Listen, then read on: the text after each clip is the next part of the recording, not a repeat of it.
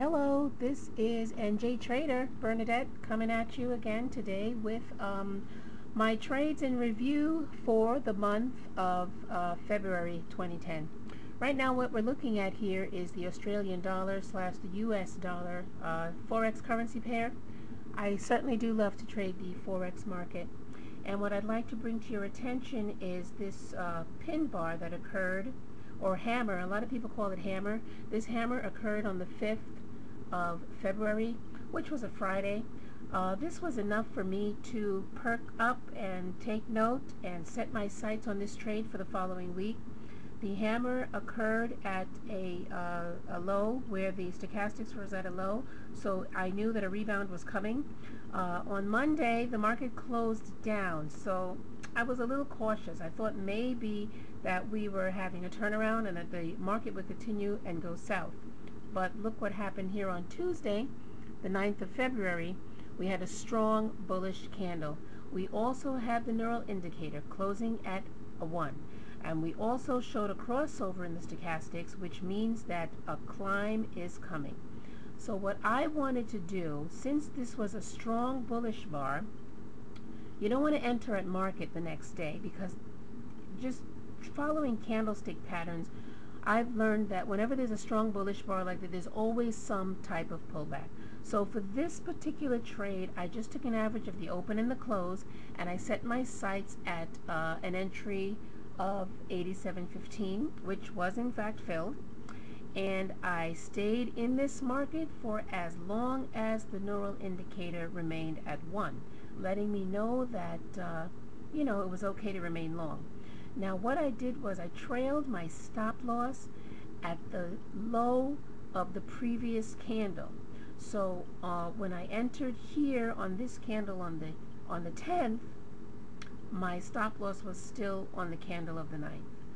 When the 11th rolled around and closed successfully, my stop loss was at the low of the candle on the 10th, and continuing on and on. Now let me tell you what happened here. On the 16th, I did in fact notice that this was a strong bullish candle. And what happens after a strong bullish candle? Some type of reversal or pullback, whether it be large or small. So what I did was, at the close of business on the 16th, even though my neural indicator still showed at the close of that day that it was a 1 and it was okay to be long, I actually exited the trade at the close, because stochastic was pushing into overbought territory. My neural indicator did say 1, but look, I noticed that my PTS diff for the short term had actually crossed under my PTM. So the signs of weakness were showing. They hadn't really been reflected in the neural indicator, but I'm a very prudent trader. A lot of my trades, entries and exits are done based on discretion. So on this particular trade, I made off with a little over 270 pips. Now, depending on your lot size and your leverage with your broker, your pip value could be $10 or your pip value could be $1. My pip value happens to be $10, so you can do the math. And I'll just tell you guys, I never trade single lots. And this is why I only take 1 or 2 trades a month. There is no need for me to overtrade any market. When you look for the strong moves, when you trust your indicators, when you pay attention to your candlestick patterns, you will succeed. I also want to show you another trade that I took in the mini Dow. This was also a very, very lovely trade. Just like the AUD market, the Dow showed here we have a hammer, also on a Friday on the 5th of February. So this is just enough for me to perk up my antenna and take a look at this market for the following week. We have the neural indicator closing at a 0, which means that more weakness is coming. But we also have the stochastics in oversold territory. So that was more than enough for me to set my eyes on this market. Now Monday came and the market closed lower yet. So there was nothing to be done. on Monday. Even though this hammer is a strong sign of reversal when it comes to candlestick patterns, and a reversal sign at an overbought or an oversold indicator on your stochastics is usually a good sign for a reversal pattern. Monday's candle did not trigger that, so we wait. Tuesday's candle was bullish. It did trigger the neural indicator to go to a 1, and I did see a crossover on my stochastics into upward territory. That was all I needed.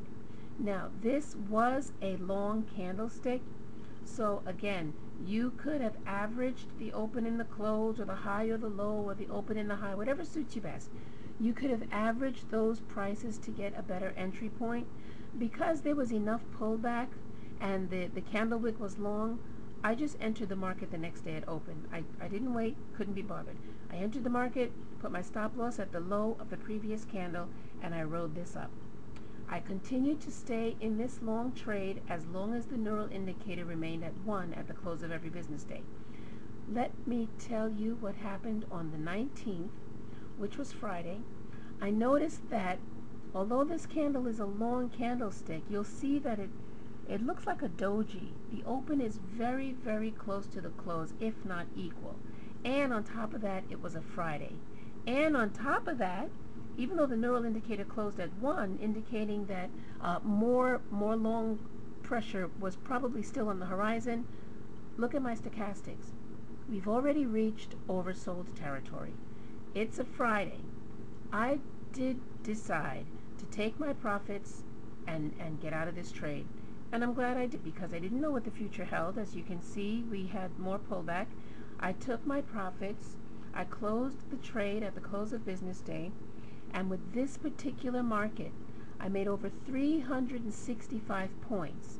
Now, when you trade the mini Dow, your point value is generally $5. I don't know if you can find a broker that can manipulate that, but when I'm trading it, the mini Dow, you get $5 for every point.